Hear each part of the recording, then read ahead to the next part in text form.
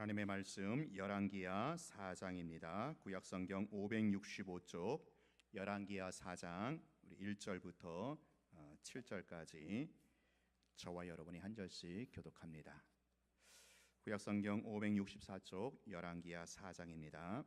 선지자의 제자들의 아내 중에 한 여인이 엘리사에게 부르짖어 이르되 당신의 종 나의 남편이 이미 죽었는데 당신의 종이 여호와를 경외한 줄은 당신이 아시는 바니이다. 이제 빚준 사람이 와서 나의 두 아이를 데려가 그의 종을 삼고자 하나이다 하니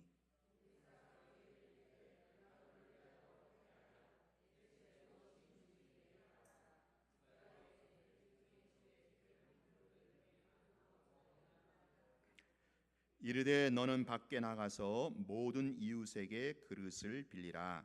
빈 그릇을 빌리되 조금 빌리지 말고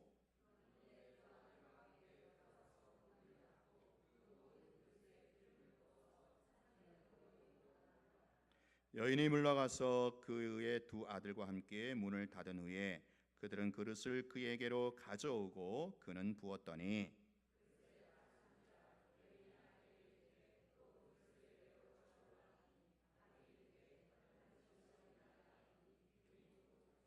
같이 합니다. 그 여인이 하나님의 사람에게 나아가서 말하되 그가 이르되 봐라 빚을 갚고 남은 것으로 너와 네 두 아들이 생활하라 하였더라.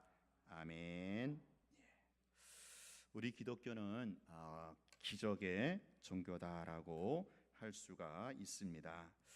그렇습니다. 기독교는 기적의 종교죠. 왜 그렇습니까? 살아계신 하나님을 믿고 섬기는 종교이기 때문에 당연히 또 정상적으로 기적의 종교다라고 할 수 있습니다.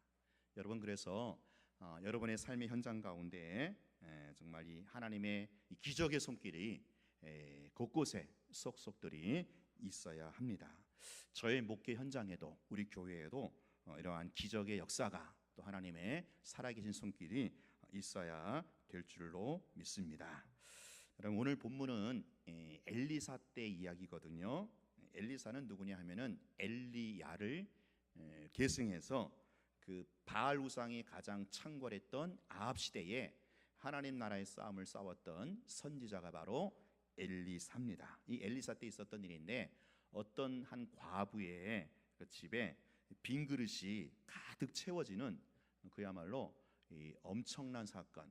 참 읽으면 읽을수록 만화 같기도 하고 참 신화 같은 그러한 기적의 스토리가 오늘 우리가 읽은 본문입니다.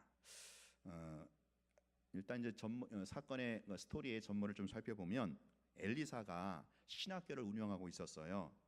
이 신학교를 이제 운영하고 있었는데 그 엘리사 선지자의 제자 중에 한 사람이 그러니까 선지 생도겠죠. 선지 생도 중에 한 사람이 아내와 두 아들을 남겨놓고 달랑 세상을 먼저 떠나게 됩니다. 참 얼마나 기가 막힌 노릇이겠어요. 이 죽은 남편은 평소에 엘리야의 제자였던 거예요. 그래서 오늘 본문에 보면 그 아내가 엘리사한테 그렇게 얘기하죠. 당신의 종인 나의 남편. 그러니까 엘리사한테 있어서 굉장히 충실했던 그런 제자였고 선지 생도였던 것 같아요. 그리고 그 사람은요 여호와를 경외하는 줄을 당신이 아시는 바니이다. 이게 지금 부인이 그 엘리사에게 하는 얘기죠. 이걸 보면은 그 죽은 남편은 굉장히 신앙심이 깊은 믿음이 남달랐던 그러니까 하나님을 경외하는 그런 사람이었다라는 거예요. 또 엘리사와 그 사이가 굉장히 각별한 그런 스승과 제자의 관계였습니다. 이런 사람이 아내하고 두 아들을 달랑 남겨놓고 세상을 떠나게 된 거예요. 거기 근데 문제는 그것도 엄청난 참 고난이고 역경인데 거기다가 어떻게 했어요? 큰 빚만 덩그러니 남겨놓고 떠난 겁니다. 그래가지고 남편이 죽자 그 채권자들이 몰려온 거예요. 그래가지고 두 아들을 내가 종으로 삼겠다 지금 그러는 겁니다. 당시 구약 시대에는요 이 빚을 갚지 못하면 그 채무자가 채권자의 종이 되어야 하는 그런 관습이 있었다고 합니다. 아내 입장에서는 그야말로 기가 막힐 노릇이죠. 남편 죽었지요. 또 하루아침에 빚더미 앉았지요. 거기다가 두 아들을 종으로 팔아야 하는 참 아주 기가 막힐 상황을 맞이하게 된 겁니다. 여러분, 이 집안이 어떤 집안입니까? 하나님을 잘 섬기고 경외하는 그런 신실한 가정이었어요. 이런 신실한 가정에도 이런 비극과 또 고난과 재앙이 또 불행이 닥칠 수 있다라는 거예요. 하루아침에 남편 죽고 빚더미에 눌러앉고 아이들 뿔뿔이 헤어져야만 하는 이런 엄청난 불행이 여호와를 경외하는 가정 가운데도 있을 수 있다라는 것을 우리 본문을 통해서 보게 됩니다. 한 15년 전 된 것 같아요. 15년 전 된 것 같은데 저희 그 신학교 동기는 아니고 1년 선배, 신학교 1년 선배 목사님인데 같이 이제 그 낙도선교회를 일했던 참 친분이 있었던 그런 목사였어요. 굉장히 신실한 친구인데 목사인데 이제 교회를 개척했습니다. 교회를 개척하고 1년 정도 지나가지고 그만 그 밤새 안녕이라고 밤에 자고 새벽에 깨지 못한 거예요. 새벽에도 이제 못 나온 거죠. 그 밤새 아마 심장마비로 천국을 간 겁니다.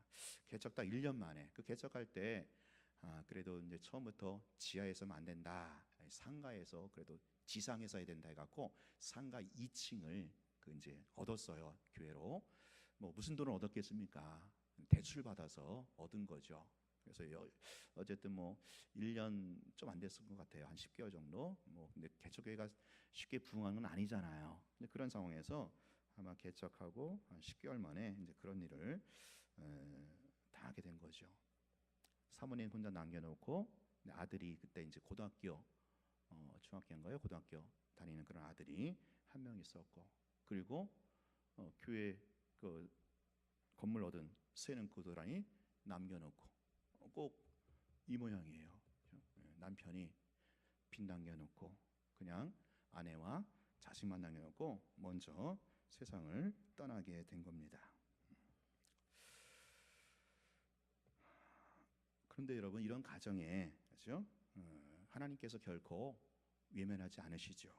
하나님이 책임지십니다. 하나님이 나 몰라라 하지 않으시죠. 오늘 본문에 보면 이런 가정에 이제 엘리사 선지자를 통해서 이제 하나님의 기적의 역사가 베풀어지는 거예요. 어떻게 기적이 베풀어집니까? 그 집안에 그 당시 이제 기름이 한 병밖에 없었어요. 근데 기름 한 병밖에 없었는데 그 이제 엘리사가 그러잖아요. 이제 동네방네 돌아다니면서 빈 그릇을 다 있는 대로 모아와라. 그랬더니 그 빌려 모든 그릇에 이제 기름이 채워지는 그야말로 만화 같은 하나님의 기적의 역사가 일어나는 겁니다. 그래갖고 그 기름을 다 팔아가지고 어떻게 했어요? 빚도 청산하고 앞으로 생활비도 쓰게 되었다. 아마도 그 기름이 굉장히 비싼 기름이었던 것 같아요. 고급류. 그러니까 빚도 청산하고 생활까지 충당하지 않았겠습니까? 예. 자, 이 사건은요 엘리사가 그 스승 엘리야를 계승해서 지금 엘리사도 엘리야 뒤를 이어서 이스라엘의 진정한 선지자임을 일단은 보여주는 이제 그런 사건이라고 볼 수가 있어요. 앞선 그 엘리야 선지자도 어떤 일이 있었습니까? 그 엘리야가 등장했을 때 이제 엘리야가 전면에 설 때 어떻게 등장하냐면은 그 사르밧 과부 이야기 기억나시죠? 밀가루하고 뭐 기름 그때도 이제 하나님의 기적 역사가 그 사르밧 과부 집안에 베풀어지잖아요. 누구를 통해서? 엘리야를 통해서. 그러면서 엘리야가 이제 그 하나님의 선지자로 등극을 하게 되거든요. 그리고 오늘 본문도 이제 앞서 이 엘리야가 하늘에 승천하고 그 승천한 엘리야의 뒤를 이어서 이제 엘리사가 본격적으로 이스라엘 백성들 앞에 선지자로 활동을 하고 등극을 하는데 바로 똑같은 케이스라고 할 수 있는 이 과부의 그 집안에 기름을 채워주는 이런 역사로 이제 전면에 서게 된다. 그것을 보여주는 사건이기도 하지요. 또 오늘 이 4장에 앞서에 보면은 열왕기하 3장에 보면 어떤 일이 있냐면은 그 이스라엘과 모압 간의 그 국제 전쟁, 그렇죠? 국제 관계에서 지금 엘리사가 활동을 해요. 그 엘리사의 활동을 통해서, 사역을 통해서 지금 이 모압과의 전쟁에서 이스라엘이 승리하게 됩니다. 자, 그것 때문에 그게 열왕기하 3장이고 바로 이어서 이제 열왕기 4장으로 이어지는데, 열왕기 4장은 무엇을 말해요? 지금 그 국제 관계 속에서, 국제 정세를 주도하시는 여호와 하나님이심을 엘리사를 통해서 보여주고, 그 하나님이 국제 관계뿐만 아니라 이번에 4장에 들어와서 보니까 일반 백성들의 그 형편과 필요까지 일일이 챙겨주시고, 그리고 그들을 도우시는 그런 분이심을 이제 보여주는 거죠. 그러니까 하나님은 세계사를 주관하시는 진짜 왕이면서 동시에 한 가정과 한 개인의 그 형편과 필요를 채워주시는 그야말로 주님, 로드, 주인이 되신다라는 것을 지금 이렇게 1년에 열왕기하 3장 그리고 오늘 열왕기 본문 4장을 통해서 이제 보여주고 있다라는 거예요. 이제 그게 이제 전체적인 성경 전체를 통해서 보여주는 메시지고, 오늘은 이제 그 사건이 안으로 좀 들어가서 오늘 이 사건이 오늘 우리에게 주시는 교훈과 우리에게 주시는 적용점이 무엇인가, 지금 빈 그릇이 채워지는 이런 놀라운 기적을 통해서 오늘 우리에게 도전하는 바가 있는 거죠. 오늘 우리에게 적용점이 있다라는 것입니다. 그것이 무엇입니까? 오늘 설교 제목대로 누가 기적의 주인공이냐라는 거예요. 어떤 사람이 하나님의 기적을 경험할 수 있느냐? 누가 하나님이 역사하시는 그 하나님의 손길을 체험할 수 있는가? 여러분, 오늘 우리의 삶에도 이러한 기적이, 하나님의 역사하심이, 하나님의 손길이 일어나야 되지 않겠습니까? 저는요, 오늘 본문 보면서 지금 내 목회 이 현장에도, 이 목회 이 사역에도 하나님의 기적의 역사가 일어나야겠다. 살아계신 하나님인데, 모든 능력과 생명의 원천 되신 그 하나님이 우리 교회의 주인이시고, 그렇죠? 교회 머리가 되시고, 그 주님 아래 모인 교회라면, 또 목회하는 현장이라면 당연히 살아계신 하나님의 그 기적의 역사가, 그 하나님의 손길이 있어야 되지 않겠는가? 그러면서 제가 이제 내일부터 또 그런 기대와 소망을 가지고 하반기 사역을 앞에 두고 이제 또 강단기도 들어가는 거죠. 여러분 그렇지 않습니까? 여러분 삶의 현장에서도, 그리고 저의 목회 현장에도 이 하나님의 기적의 역사가 당연히 마땅히 있어야 되지 않겠느냐라는 것입니다. 자, 오늘 본문에 보니까 이 하나님의 기적은요 어떻게 시작이 됩니까? 첫 번째로 오늘 하나님의 기적은 우리가 가진 것으로부터 시작되고 있다라는 거예요. 자, 4장 2절을 보세요. 4장 2절 보니까 거기 뭐라고 그럽니까? 엘리사가 그 여인한테 뭐라고 그래요? 네 집안에, 당신 집안에 있는 게 뭐냐? 있는 게 뭐냐? 그 집안에 있는 게 뭐겠어요? 뭐라고 합니까? 그냥 기름 한 병 남았다는 거예요. 기름 한 병 외에는 아무것도 없어요. 근데 그걸 물어요. 그거를 점검합니다. 그리고 그 남아있는 기름 한 병을 통해서 그것이 실마리가 되어서 하나님의 기적의 역사가 베풀어진다라는 거예요. 여러분, 그 지금 이 엘리사 선지자도 마찬가지고 앞서 엘리야 선지자도 어떻게 기적이 베풀어집니까?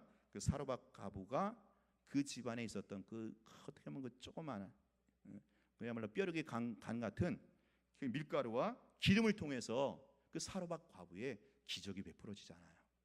이 집안에 지금 남편도 죽었고 빅덤이 앉아 있고 두 아들만 남아 있는데 겨우 기름 한 병 남았어요. 근데 그것을 통해서 하나님의 기적의 역사가 시작이 되더라라는 거예요. 여러분 성경 어디를 봐도 하나님의 기적의 역사는요 하늘에서 뚝 떨어지는 법이 없어요. 항상 뭡니까? 오늘 우리에게 남아있는 알량한 그 어떤 것을 통해서 하나님은 기적의 역사를 시작하시더라라는 거예요. 어떻게 보면 이게 뼈르기 간을 빼먹는 것 같아요. 하나님은 우리한테 있는 게 뼈르기 간인데 그걸 요구하셔요. 여러분 예수님의 가나 혼인잔도 마찬가지죠. 그냥 포도주가 된 게 아니에요. 뭐가 변해서? 물이 변해서. 그 물이 변해갖고 포도주가 된 거예요.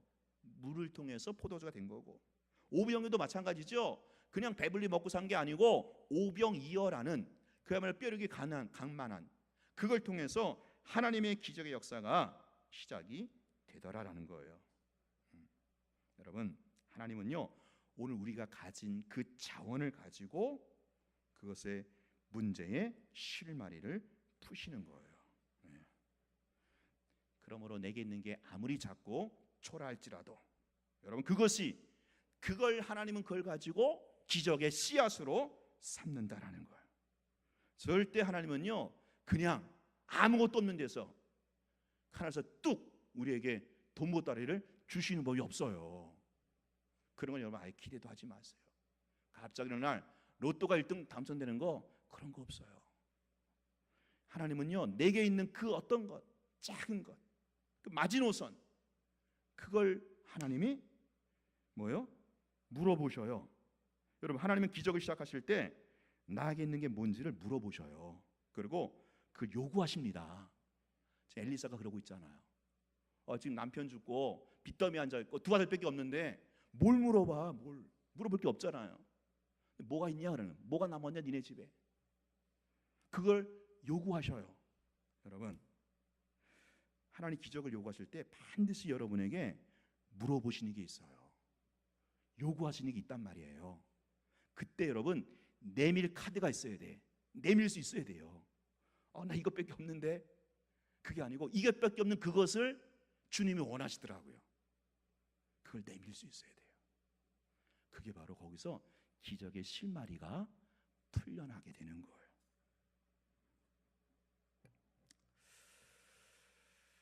제 목회 현장에서 기적이 필요한데 하나님 내가 낼 게 뭘까? 목사한테 필요한 게 목사한테 있는 게 뭐겠어요? 시간이죠, 시간. 그렇죠? 여러분들은 그 생업을 하느라 시간이 없잖아요. 저한테 그래도 생업 대신에 목회에 집중하신 시간이 있잖아요. 그 주님께서 그걸 요구하시는 것 같아요. 시간을 더 드려라, 그렇죠? 시간을 너 나한테 더 집중하고 나와 교제하고, 그렇죠? 나와 소통하는데 더 요구하시는 것 같아요. 주님께서 저에게는 그럴 때 그것이 이제 실마리돼 갖고 기적이 베풀어진다는 거죠.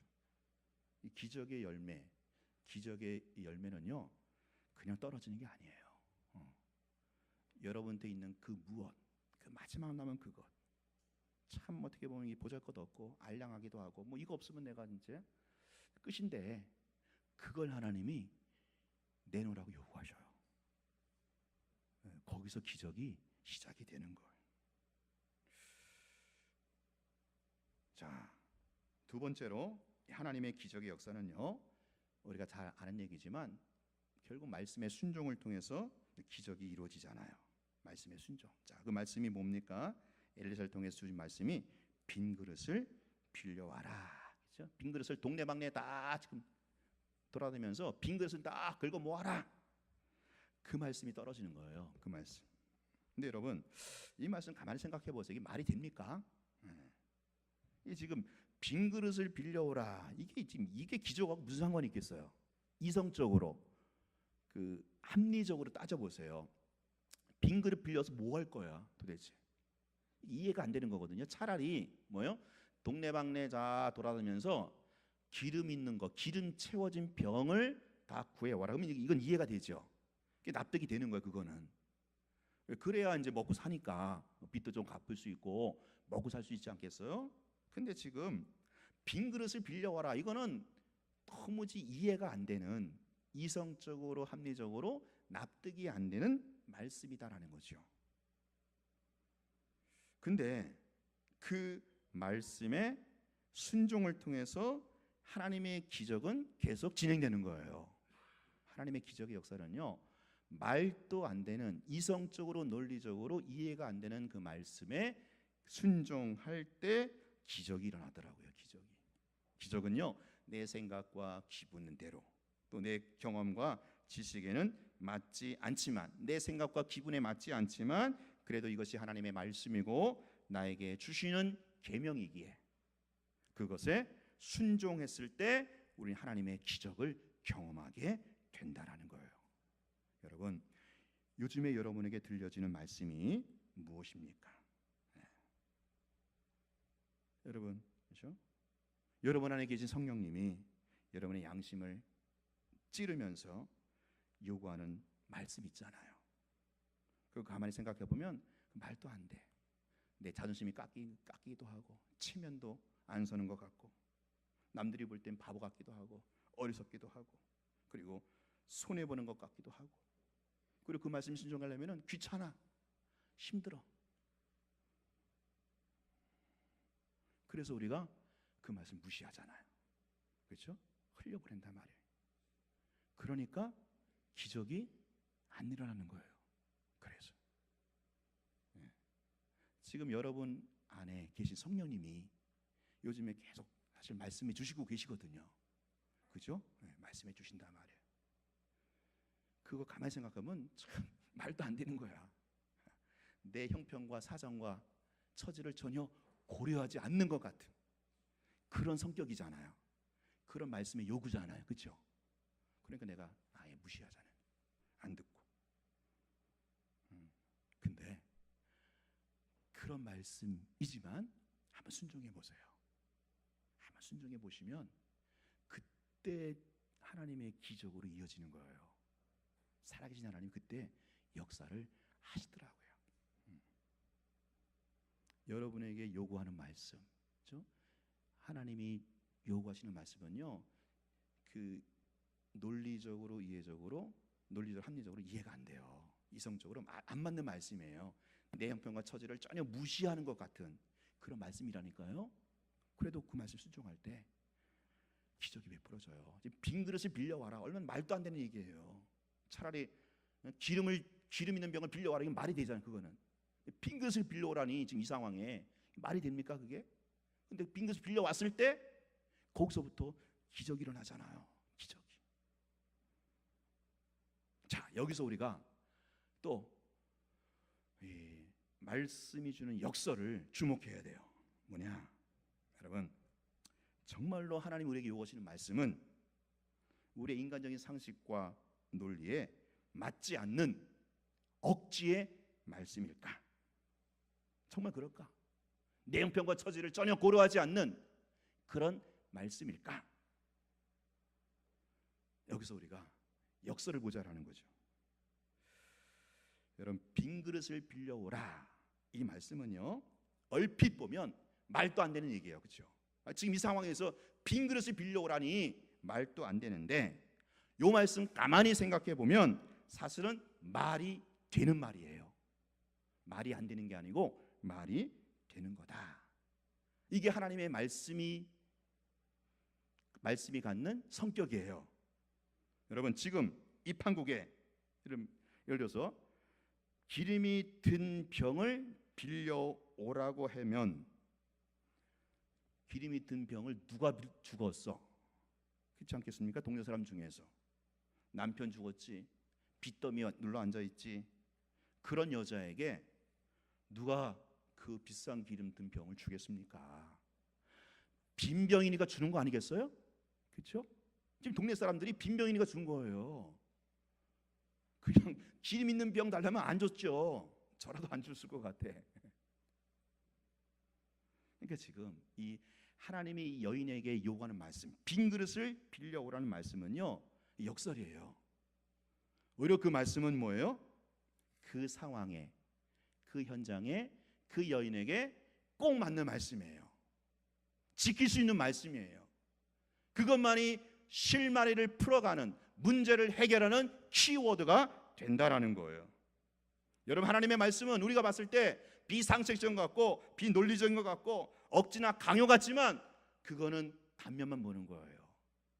그 안에 속살이 있습니다. 그게 아니라는 거예요.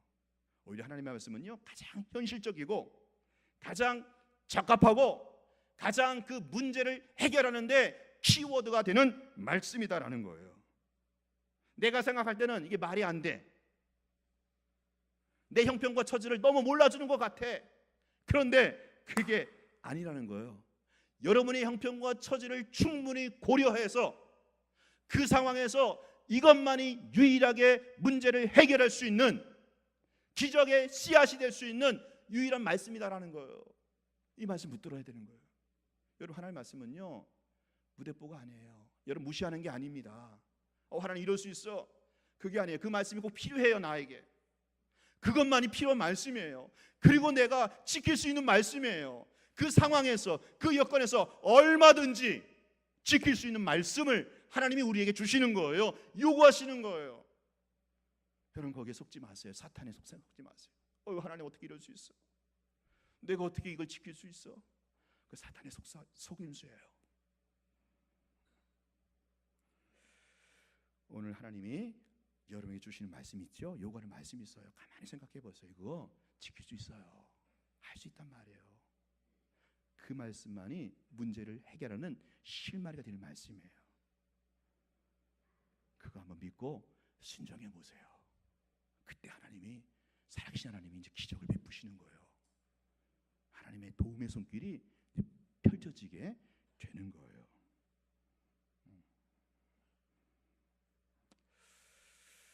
여러분 아까 그 동기 목사님 그 얘기 잠깐 할게요. 이제 그분이 1년도 안 돼서 남편 떠나고 빚더미 안고, 사모님이 어떻게 목회합니까? 목회할 수 없잖아요. 사모님 혼자. 그래가지고 이제 그 교회를 다른 이제 분한테 이렇게 친구 목사님에게 그냥 이렇게 이제 하라고 준 거예요. 이렇게 목회하시라고. 그 사모님과 그 가족은 이제 아무것도 안 받고 나온 거죠. 빚더미 안고 나온 거죠. 그러니까 그거를 어떻게 보면 하나님 앞에 드린 거죠. 그 사모님은 그 교회를 이제 목회, 하나님 나라를 위해서 이제 드렸어요. 그래서 6개월 있다가 또 이런 일이 벌어지더라고요. 6개월 있다가 하나님이 어떻게 책임지시냐면은 이제 그 돌아가신 목사님이 있었던 그 저기 있었어요. 그 저기 상속받은 분을 상받은 그 땅인데 그 산 임야죠. 임야니까 뭐 형편없는 땅이에요. 임야 뭐 얼마 안 가잖아요. 근데 그걸 그냥 그 시골 그 임야를 갖고 있었는데 그 목사님이 이제 소천하시고 6개월 있다가 거기에 이제 이게 뭡니까? 도로가 난 거예요. 도로가 나가지고 보상을 받은 거죠. 그 도로가 나니까 이제 많이 받을 수 있잖아요. 그래가지고 그 나중에 그 교회 그거 그냥 드렸잖아요. 교회 전세. 근데 그것도 충분히 갖고 또 남은 거 얼마 가지고 이제 또 이렇게 이제 생활하고, 이제 그 아들이 나중에 또 신학도 하고 나중에 그런 역사가 일어나더라고요. 그런 거 보면서 야, 참 하나님 정말 살아계시고 결코 당신을 경외하는 집안을 외면하지 않으시잖아요. 그 있는 거 그걸 드렸을 때, 그 전세, 그 교회 전세 그걸 드렸을 때 하나님이 놀랍게 역사를 하시죠. 그거 드릴 때 인간적으로, 논리적으로 이해가 안 되죠. 그거 먹고 살아야 되는 유일한 건데 그걸 드렸을 때, 근데 그게 또 이제 말이 되는 거죠. 왜? 하나님 나라를 측면에서 봤을 때는 그 사모님이 이제 다른 분 목회하라고 이제 드린 거예요. 이제 헌물을 한 거죠. 그 교회를. 그러니까 이런 거 보면은 참 오늘 이 본문에서 이 엘리사를 통해서 이 여인에게 참 기적을 베푸는 이 손길이, 이게 이 기적의 ABC 공식이에요. 기적의 ABC 공식. 자, 오늘 기름이 해결되는 과정도 마찬가지예요. 빌려온 그릇에 기름을 이제 채우면서 기적을 경험하잖아요. 여러분 이때 엘리사가 그 자리에 있어요, 없어요? 자, 잘 보세요. 4장 5절 보세요. 4장 5절 보면 그 자리에 엘리사는 뒤로 빠져요. 배후에 서게 됩니다. 4장 5절 보시면 여인이 이제 물러가서 두 아들과 함께 문을 닫아요. 그리고 그들은 뭐예요? 두 아들을 말해요. 그들이 그릇을 여인에게 가져오니까 그에게 여인이 붙는 거죠. 그러니까 그때마다 6절에 보니까 그릇이 찹니다. 그래갖고 또 이제 또 갖고 와라. 그래서 다 갖고 온 대로 다 채워지는 거예요. 그리고 나서 7절에 보니까 그 여인이 하나님의 사람에게 나아가죠. 그러니까 엘리사는 밖에 있었던 거예요. 엘리사는. 그리고 그 기적의 현장에는 그 빈 그릇에 기름이 계속 채워지는 그 기적이잖아요. 이 기적의 현장에는 누구만 있었어요? 여인하고 두 아들만 있었던 거예요. 하나님의 선지자는 밖에 나가 있었어요. 밖에. 이건 굉장히 중요한 메시지입니다. 무엇이냐? 여러분, 지금 기적이 베풀어진 현장에 지금 과부와 두 아들이 있었다라는 거예요. 과부와 두 아들의 순종을 통해서 기적이 베풀어지는 거예요. 그리고 여러분, 하나님이 기적을 베푸실 때는요, 하나님은 마치 배후에 빠져 계십니다. 이걸 우리가 알아야 돼요. 하나님은요, 전면에 나서지 않아요. 배후에 딱 숨어 계셔서 오늘 우리로 하여금 우리의 헌신, 우리의 희생, 우리의 순종을 요구하시는 거예요. 하나님의 기적을 경험하려면 내가 나서야 되는 거예요. 우리가 적극적으로 희생과 헌신, 순종의 길에 뛰어들어야 되는 거예요. 내가 안 나서면요, 아무런 일도 없어요. nothing이에요. 기적은 없어요. 왜 우리가 기적을 경험하지 못합니까? 내가 가만히 있으니까 그러는 거예요. 그러니까 내가 가만히 있고 그냥 막연하게 하나님이 역사하시기만을 막연히 기다리는 거야. 그냥 하나님 어떻게 뭐 하늘에서 뚝 떨어지든 어떻게 하든, 그러니까 계속 기적이 없는 거예요. 여러분, 기적이 베푸는 현장 보세요. 하나님은 뒤에 계셔요. 숨어 계셔요. 우리를 전면에 내세운다니까요. 네가 희생하라, 네가 헌신하라, 네가 순종해라. 우리는 이 원리를 분명히 알아야 돼요. 근데 우리는 이걸 자꾸 거꾸로 해. 그렇죠? 바꿔치기 하는 경향이 있어요. 하나님이 막 뿅 나타나갖고 역사하시도록 자기는 뒤에 가만히 뒷짐지고 있어요. 이 역할이 바뀌었다니까요. 지금 가만히 뒷짐지실 분은 하나님이 그러셔야 되는 거니까요. 배후에서. 물론 하나님이 뒷짐만 계시는 게 아니죠. 우리를 주목하고 계시고 사실은 다 주관하고 계시는 거죠. 그리고 전면에는 우리가 나서야 되는 거예요. 전면에 우리가 헌신하고 우리가 희생하고 우리가 순종할 때 거기서, 그렇죠? 바로 기적의 역사가 베풀어진다라는 거죠. 이게 지금 하나님의 기적의 공식 ABC입니다. ABC. 여러분, 이렇게 했을 때 얼마나 놀라운 기적이 베풀어집니까? 4장 7절에 보니까 빚도 청산하고 생활비도 충당해요. 여러분, 하나님이 돕는 손길은 뭔지 아세요? 하나님 베푸신 기적의 손길은요, 당면한 문제 해결, 오케이. 그것뿐만 아니라 보너스, 덤까지 주셔요. 당면한 문제가 빚이잖아요. 빚도 청산하고 이제 평생 이 엄마와 두 아들이 살 수 있는 생활비까지 충당이 되는 이 보너스 복도 주어지는 거죠. 여러분, 이게 바로 하나님이 배우시는 기적의 역사라는 거예요. 기적의 원리라는 거예요. 기적의 ABC. A가 뭡니까? 나한테 있는 거, 작은 것이라도 먼저 드려야 돼요. 드려야 돼요. 그리고 내가 헌신해야 돼요.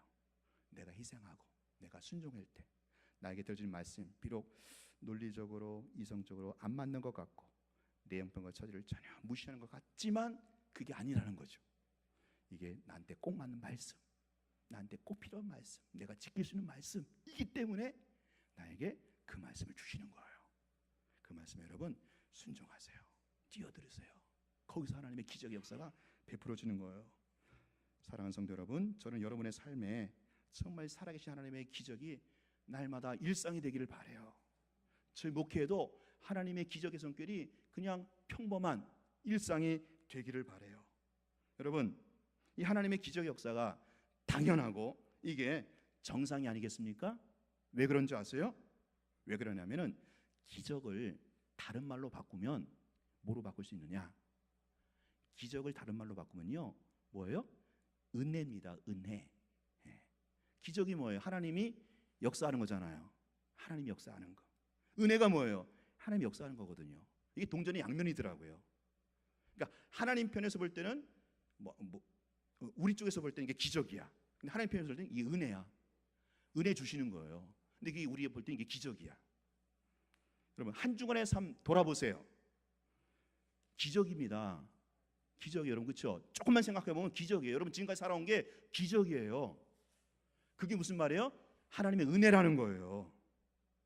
우리가 한 주간도 은혜로 살아왔고 내 인생도 은혜로 여기까지 살아왔어요. 기적인 거죠. 기적은요, 특별한 사람의 전유물이 아니라는 거예요. 뭐 각별히 신앙심이 깊고 뭐 목사나 선교사에게만 해당되는 역사가 기적이 아니라는 거예요. 오늘 우리 모두는 하나님의 은혜가 절대적으로 필요한 성도들 아니겠어요? 이건 다른 말로 하면 오늘 우리 모두는 하나님의 기적이 절대적으로 필요한 하나님의 백성들이에요. 그러므로 기적은 뭐예요? 우리 일상이 되어야 된다는 거죠. 왜? 은혜가 그렇잖아요. 은혜가 없이는 살 수 없잖아요. 일상에 주시는 은혜. 여러분 일상이 다 은혜거든요. 그러니까 이거를 말을 바꾸면 기적이 우리 일상이 되어야 돼요. 기적이 당연한 거예요. 기적을 놓치면 이거 뭔가 그게 비정상이에요. 그러니까 기적을 맛보는 게 이게 특이한 게 아니고 기적을 놓치면 그게 참 특이한 거예요, 사실은. 오늘 저희 목회 현장과 우리 성도들의 삶의 현장에 이 하나님의 기적이 일상이 되기를 축원합니다. 일상이 되기를 축원해요. 그게 상식이 되고 그게 당연하고. 어떻게 해요? 내 것을 드려야 돼요. 지금 나한테 있는 거. 너한테 있는 게 뭐냐 물으시거든요. 하나님 너한테 있는 게 뭐냐. 여러분 있는 게 시간입니까? 시간을 드리세요. 시간을. 그 시간 어떻게 드리냐? 하나님과 교제하는데 한번 헌신해 보세요. 나 시간이 없는데, 그러니까 없으니까 그 시간을 하나님과 교제하는데 한번 헌신해 보면요, 하나님이 되게 기뻐하셔요. 되게 좋아하셔요. 하나님이요. 얘가 시간을 들여서 시간을 쪼개서 시간을 바쳐서 나하고 교제하네. 여러분 그래서 기도하는데 성경 읽는데 거기에 시간을 쪼개갖고 시간을 들여보세요. 한번. 그냥 시간 되면 읽고 안 되면 말고 이게 아니고 그거 하나님 기뻐하신다니까요. 그게 나한테 있는 것을 드리는 거예요. 그걸 요구하신다니까요. 하나님이. 너한테 있는 게 뭐냐? 내가 너한테 네 생활에 이제 기적을 베풀어 주고 싶은데 너한테 있는 게 뭐냐? 시간을 들이셔요. 여러분 시간 들이면요 기적이 나타납니다. 한번 해보셔요. 그렇죠? 내가 하루에 시간을 들여서 성경 몇 장 읽고 기도 내가 얼마 하겠다. 그렇게 한번 해보세요. 그래도 기적이 안 일어나면 저한테 오세요. 이 말씀이 틀린 거니까. 정말 기적이 일어나요. 그리고 두 번째, 그게 말이 안 되는 것 같잖아요. 아니 뭐 기도한다고 뭐 성경 본다고 뭐 그게 뭐 기적이 일어나나? 이성적으로 논리적으로 말이 안 되는 것 같죠? 그리고 내 상황과 형편을 고려하지 않는 것 같죠? 나 지금 바빠 죽겠는데 출근하기 바쁘고 먹고 살기 바쁜데 언제 성경 읽고 언제 기도해? 전혀 내 상황과 형편을 고려하지 않는 말씀처럼 보이죠. 그러나 그것만이 해결책이라는 거예요. 그거 할 수 있어요. 내가 아무리 바빠도 아무리 그죠? 분주해도 딱 내가 시간 정해서 그죠? 하나님과 교제하는데 헌신하겠다. 하나님과 교제하는데 헌신하겠다. 할 수 있다니까요. 거기에 내가 동참할 때, 그렇죠? 그럴 때 하나님은 저 멀리 계시는 것 같아요. 배후에 내가 동참해야 돼요. 내가 동참해야 돼요. 내가 희생하고 내가 헌신하고 주님과 교제하는 데 있어서 그렇게 헌신하고 희생할 때 참 하나님께서 우리에게 이 기적을 다른 말로 은혜를 일상처럼 베풀어 주시리라 믿습니다. 기도하겠습니다. 하나님 아버지